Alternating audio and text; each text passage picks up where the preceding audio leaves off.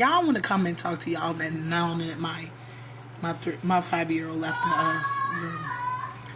She's autistic and she has sensory issues towards going to the bathroom, and she knows how to wipe herself, but she does not like to do the number 2. And so one day, I dread this day, whatever happened, but it did. Even though I pack her her backpack with her lunchbox, a change of clothes, underwear, clothes that she's, and I'll make sure that's in her backpack every day, in her water bottle. The teacher called the counselor and said that she had a hygiene problem. I'm like, So when she called me about it, and this happened a while back. This was like December 16th, and I'm like, well, you insulted my intelligence, because, honey, I give her a bath every morning and I make sure she has clean clothes. They're like, well, do you need help with this? I'm like, no, excuse me?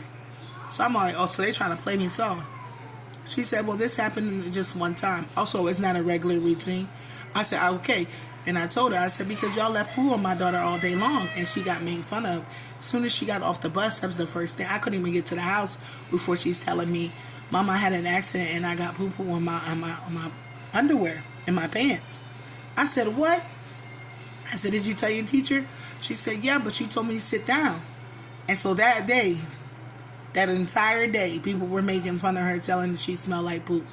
And I told her, I said, if that ever happened to you again, because she's autistic. And so I told her, you tell your teacher you got to change your clothes and you go to the nurse. Okay? And so now I'm going to start packing flushable wipes so she's not cringed. Here at the house, we have a bidet,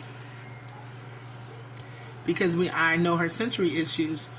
And so I didn't like that the teacher said, and she tried to message me and say, I'm like, listen, you can't tell me that you didn't know that she had an accident in her pants if you called the counselor for a hygiene problem. She didn't smell like when she came there in the morning, and then after she used the bathroom, you call. So I'm like, okay.